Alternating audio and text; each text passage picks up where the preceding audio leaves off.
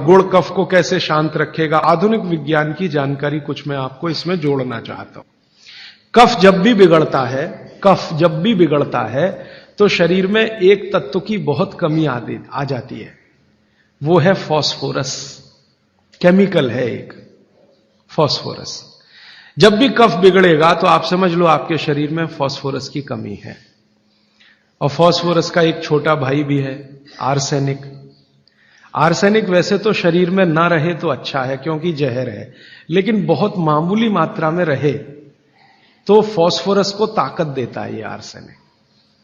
Phosphorus का complementary है arsenic. ये केमिस्ट्री की बात है। अब आप समझ लीजिए कि कफ आपके शरीर में बढ़ गया, इसका माने फास्फोरस कम हो गया। तो भागवत जी ने कितनी इंटेलिजेंसी से चुना गुड़ खाओ। हमने गुड़ को जब टेस्ट किया लेबोरेटरी में तो उसमें सबसे ज्यादा फास्फोरस ही है। गुड़ में सबसे ज्यादा फास्फोरस है।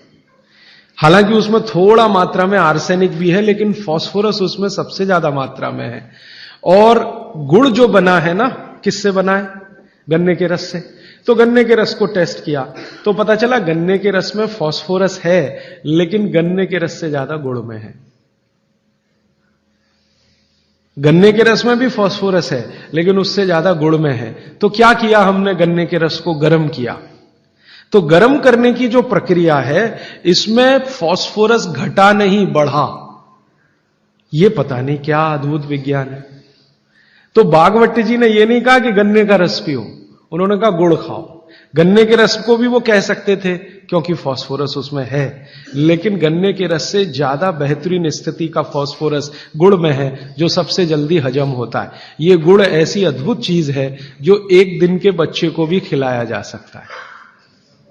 एक दिन के बच्चे को, आज बच्चा पैदा हुआ, आप शाम को उसे गुड़ दे सकते हैं, आज ही दे सकते हैं। हां, तो आप जो है एक ऐसी स्थिति में है जहां आपके पास कई चीजें उपलब्ध हैं, उनमें से भागवती जी चुनकर दे रहे हैं कि देखो ये है। अब गुड़ बनाने के पहले एक और चीज बनती है जिसको मराठी में कहते हैं काकवी। तरल गुड़ कहिए उसको, तरल गुड़। राब कहते हैं कई लोग उसको, राब, राजस्थान में राब कहते हैं। वो ये कहते हैं कि गुड़ और राब में आपके पास अगर चॉइस है तो राब खाइए, वो गुड़ से भी ज्यादा अच्छी है। तो राब हमने बनवाई और उसको टेस्ट किया लेबोरेटरी में, तो गुड़ से बेहतरीन स्थिति का फास्फोरस राब में है। तो आपकी जिंदगी का इसको हिस्सा बना लीजिए, हिस्सा। कफ की जिंदगी में तकलीफ कभी भी नहीं आए जो आप राब और गुड़ खाएं। यह आपकी जिंदगी का हिस्सा हो जाना चाहिए। अब आप पूछेंगे जी कौन सा गुड़ खाएं? बाजार में कई तरह के गुड़ हैं। एक गुड़ है जो बहुत गोरे रंग का होता है, सफेद सफेद होता है। जो गुड़ का रंग जितना ज्यादा साफ, वो उतना ही बड़ा जहर। आप कहेंगे जी ये गुड़ तो बहुत ही बढ़िया, एकदम सफेद। ये सफेद रंग के चक्कर में हम बर्बाद हो गए। जब से अंग्रेज आए ना, हमारे दिमाग में भूत घुस गया। हर चीज हमें गोरी चाहिए, हर चीज गोरी, हर एक रंग सफेद चाहिए। हां, मैं रविवार का अखबार जब पढ़ता हूं ना तो मैट्रिमोनियल कॉलम्स आते हैं, सबको गोरी पत्नी चाहिए, भले चाहने वाला चिक्कट काला हो, उसको गोरी ही चाहिए। भागवत जी कहते हैं कि प्रकृति में, आप इसको ध्यान से सुनिए, प्रकृति में जिन चीजों का रंग जितना ज्यादा सफेद है वो उतनी ही आपके लिए अनुकूल नहीं है। इसको ध्यान से समझिए। प्रकृति में जिन चीजों का रंग जितना ज्यादा सफेद है वो आपके अनुकूल नहीं है। उदाहरण के लिए भैंस का दूध बहुत सफेद है, वो पहलवान के लिए है, आपके लिए नहीं है भैंस का दूध। और गाय का दूध एकदम पीला है, पीला, सफेद नहीं है गाय का दूध, वो अनुकूलता ज्यादा है। तो प्रकृति में गन्ना है ना, गन्ने का रस कभी भी सफेद नहीं होता, आपने तो देखा है ना अच्छे से। गन्ने का रस तो हरा हरा ही होता है। फिर ये सफेदी कहां से आई? मैं आपको बहुत विनम्रता पूर्वक कहता हूं, ये सफेदी आती है निरमा वॉशिंग पाउडर से।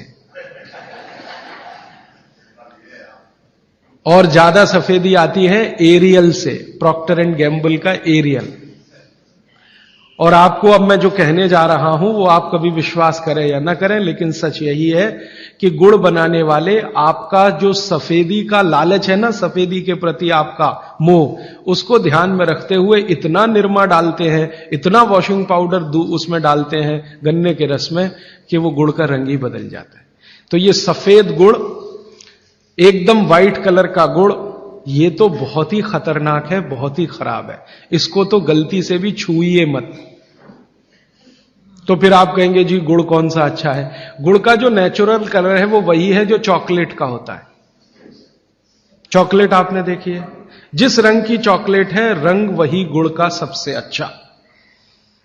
तो गुड़ खरीदते समय ध्यान रखिए, तांबई कलर का, जिसको हम कहते हैं तांबई कलर, कॉपर कलर का जो गुड़ है वो दुनिया का सबसे अच्छा गुड़ है।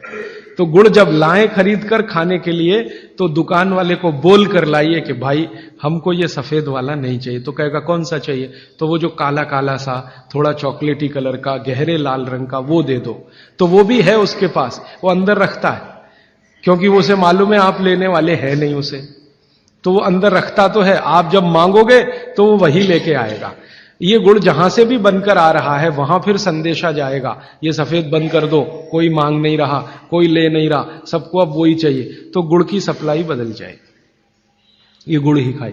अब मैं जो और गहरी बात पे जा रहा हूं, बागभट्ट जी कहते हैं कि दुनिया में गुड़ के अतिरिक्त जो मिठाइयां हैं, गुड़ के अतिरिक्त, वो आपके लिए बहुत अच्छी नहीं है। अब गुड़ के अतिरिक्त मिठाई में जरा चले तो क्या है? चीनी। आज के समय में, बागभट्ट जी के समय चीनी नहीं थी, इसलिए उन्होंने उस पर कोई सूत्र नहीं लिखा, क्योंकि उन्हें कोई कल्पना भी नहीं थी कि चीनी बना लेगा आदमी। अब ये चीनी बहुत खराब है। चीनी और गुड़ का एक ही रॉ मटेरियल है, आप जानते हैं। गन्ने के रस में से ही चीनी बनती है और गन्ने के रस में से ही गुड़ बनता है। बस दो अलग अलग सभ्यताओं का इसमें फर्क है। एक है सभ्यता यूरोप और अमेरिका की, जहां से चीनी आई, और दूसरी सभ्यता है भारत की, जहां से गुड़ आया। एक ही रॉ मटेरियल है, एक ही रॉ मटेरियल है। चीनी बनाने के लिए भी गन्ने का रस ही लगता है, गुड़ बनाने के लिए भी गन्ने का रस ही लगता है। और थोड़ा सा आगे बढ़े कि एक ही रॉ मटेरियल है गेहूं का आटा, जिससे रोटी भी बनती है, पूड़ी भी बनती है, पराठा भी बनता है, उसी से पाव रोटी भी बनती है और डबल रोटी भी बनती है। ठीक है, सभ्यताओं का अंतर है, रॉ मटेरियल सेम है। गेहूं का आटा वो हिंदुस्तान में भी है, वो अमेरिका में भी है, वो कनाडा में भी है, वो भारत में भी है, लेकिन वो गेहूं के आटे से बनाते हैं पाव रोटी और डबल रोटी। हम गेहूं के आटे से बनाते हैं रोटी, पूड़ी या पराठा या आदि आदि बहुत सारी चीजें। अंतर क्या है जी? अंतर प्रोसेस का है, प्रक्रिया का अंतर है, प्रक्रिया का अंतर है। रॉ मटेरियल सेम है, एंड प्रोडक्ट भी सेम है, खाए जाने के लिए बन रहा है, लेकिन प्रक्रिया अलग अलग है। वो रोटी बनाएंगे तो पहले आटे को सड़ाएंगे, फर्मेंट करेंगे, और आटे को सड़ा सड़ा के पुराना पुराना कर करके फिर उसमें से पाव रोटी ही बनेगी। रोटी तो बन नहीं पाएगी, क्योंकि आटे के फर्मेंटेशन के बाद रोटी बनना मुश्किल होता है उसमें। और हम आटे को पानी में गूंदेंगे और तत्काल उसकी प्रक्रिया करके रोटी बना लेंगे।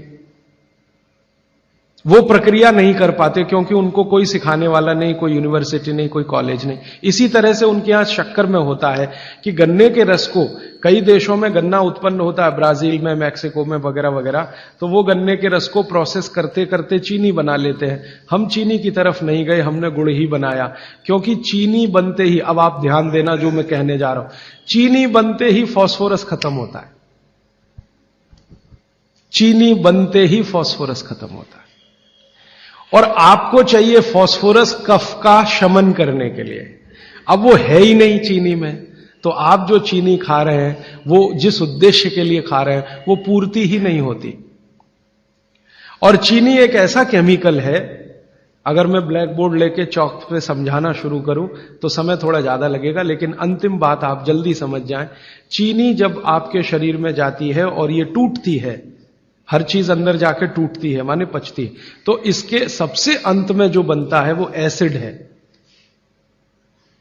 और गुड़ जब शरीर में जाता है और टूटता है तो इसके सबसे अंत में जो बनता है वो क्षार है।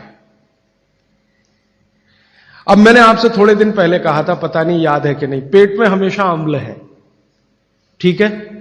अब पेट में तो अम्ल पहले से है ही, प्रकृति का दिया हुआ। आपने चीनी खाई, चीनी में से भी अम्ल ही निकला, तो अम्ल तो बढ़ गया ना जरूरत से ज्यादा। और ये बढ़ा हुआ अम्ल अगर पेट में आपके है तो ये खून में भी जाएगा, आप इसे रोक नहीं सकते, क्योंकि पेट में जो है वो खून में भी जाएगा। और खून में अम्ल बढ़ता ही गया। रोज आपने 1 चम्मच चीनी खाई, 2 चम्मच चीनी खाई, 3 चम्मच चीनी खाई, हर दिन उसमें से अम्ल निकल रहा है, और पेट का अम्ल भी उसमें जुड़ रहा है, फिर निकल रहा है, फिर जुड़ रहा है, फिर निकल रहा है। फिर 10 साल का हिसाब निकालो, 20 साल का निकालो, 30 साल का निकालो, आपका दिमाग घूम जाए। रोज का अगर 2 चम्मच चीनी का हिसाब जोड़ो, वैसे तो जो 2 चम्मच से ज्यादा ही रहती है एक आदमी की जिंदगी में चीनी। दूध में भी चीनी लेते हैं, चाय में भी चीनी लेते हैं, 2 चम्मच रोज की। 2 चम्मच माने हो गई लगभग 10 ग्राम के आसपास। तो 10 ग्राम चीनी रोज की, 1 साल में कितनी, 10 साल में कितनी, 30 साल में कितनी, 40 साल में कितनी, हिसाब निकालोगे ना तो मरते समय तक 1 बोरा चीनी तो कोई भी खा लेता है, 100 किलो तक। अब इतनी चीनी खा के जो एसिड बनेगा वो कहां जाएगा? बेचारा आपका किडनी जितना निकाल सकता है वो निकालने की कोशिश करेगा, लेकिन सब नहीं निकाल पाया, तो ये रक्त में ही रहेगा। और यही एसिड है जो वात के रोग आपको पैदा करेगा।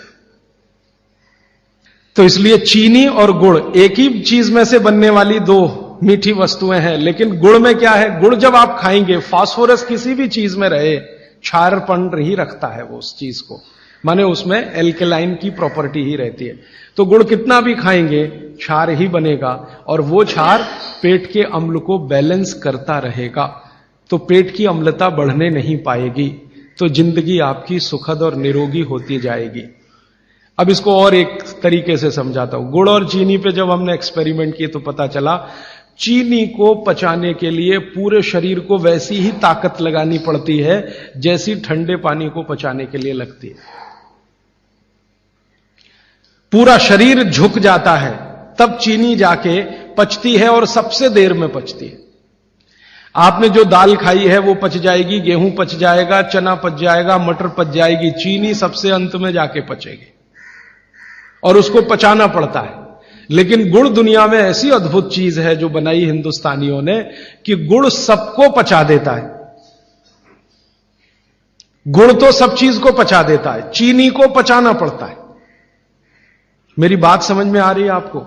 गुड़ हर चीज को पचा देगा, खुद ताकत लगा देगा। आपने गुड़ के साथ कुछ भी खाया है वो सब चीजें गुड़ पचा देगा, लेकिन चीनी को पचने के लिए पूरी ताकत लगती है। तो चीनी जब पचेगी तो दूसरी चीजों को तकलीफ कर देती है।